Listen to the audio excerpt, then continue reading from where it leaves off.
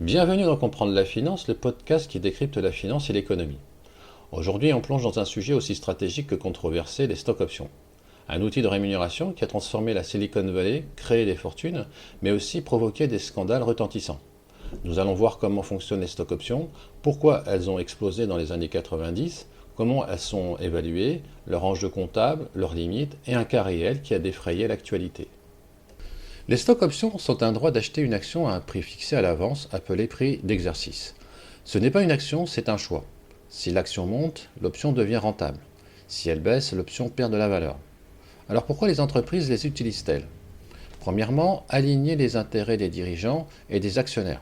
Si la rémunération du dirigeant dépend de la performance de l'action, ses intérêts s'alignent sur ceux des actionnaires.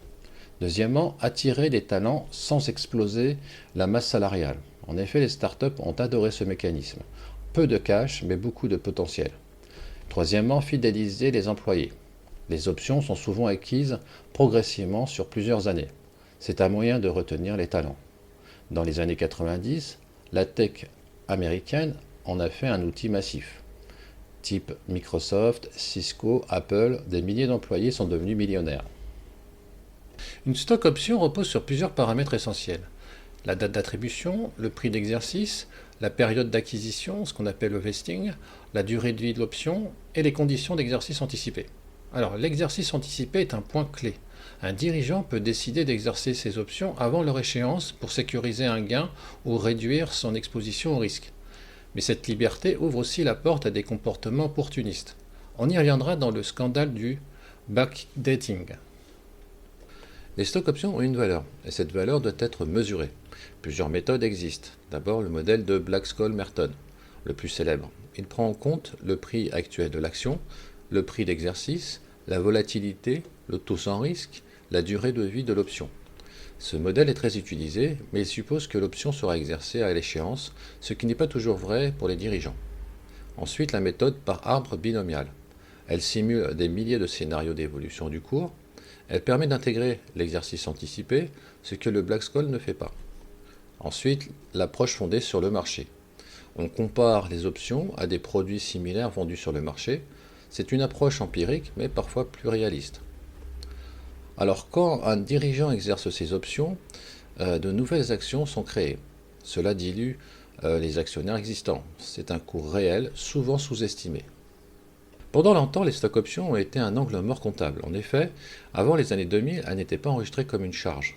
Autrement dit, un dirigeant pouvait recevoir des millions en options et l'entreprise n'enregistrait rien. Puis les normes comptables ont évolué. Les entreprises doivent désormais comptabiliser la valeur des stock options comme une charge, étalée sur la période d'acquisition.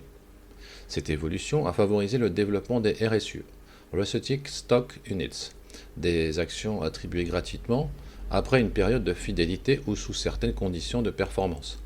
Elles aussi sont comptabilisées comme une charge de rémunération, mais leur valorisation est plus simple et leur fonctionnement plus lisible que celui des stock options. En effet, une RSU est simplement une promesse de recevoir une action. Pas besoin de calculer la valeur d'une option, il suffit en grande partie de partir du cours de l'action. Impossible de parler de stock options sans évoquer le backdating.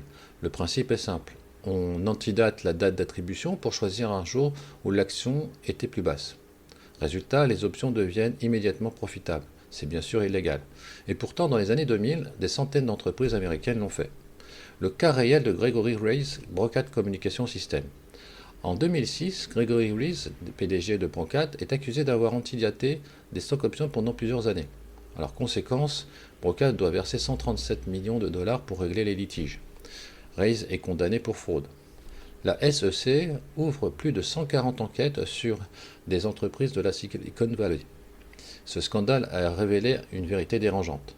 Les stock options, censés aligner les intérêts, peuvent devenir un outil de manipulation comptable. Les stock options ont peut-être perdu de leur importance, mais l'idée qui les a fait naître reste toujours d'actualité. Comment faire en sorte qu'un dirigeant prenne des décisions qui créent de la valeur sur le long terme? Pour répondre à cette question, les entreprises lient désormais une partie de la rémunération de leurs dirigeants à la performance de l'entreprise. L'objectif est simple. Si les actionnaires gagnent, les dirigeants gagnent aussi. Mais cet équilibre est délicat. Si l'on récompense uniquement la hausse du cours de bourse, les dirigeants peuvent être tentés de privilégier les résultats à court terme, au détriment des investissements de long terme. A l'inverse, si les critères sont trop nombreux ou trop complexes, les incitations perdent de leur efficacité.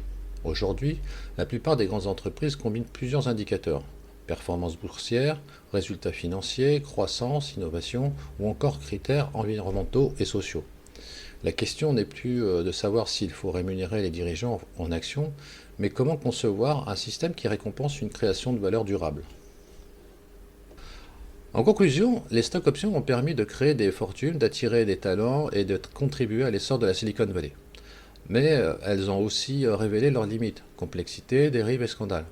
Aujourd'hui, elles ont souvent laissé la place à d'autres formes de rémunération en actions, comme les actions gratuites ou les actions de performance. Finalement, comprendre les stock options, c'est comprendre l'origine d'une révolution de la finance moderne, celle où la rémunération n'est plus seulement un salaire, mais aussi un pari sur l'avenir de l'entreprise. Merci d'avoir écouté cet épisode. Si ce podcast vous aide à mieux comprendre les mécanismes de la finance et de l'économie, le meilleur moyen est de le soutenir et de vous abonner, de le partager autour de vous et de lui attribuer une note ou un avis. C'est ce qui lui permettra de toucher encore plus d'auditeurs. Et retrouvez mon livre Pilotage de la performance, déconstruire les illusions, piloter avec lucidité, disponible sur Amazon. A très bientôt dans Comprendre la finance.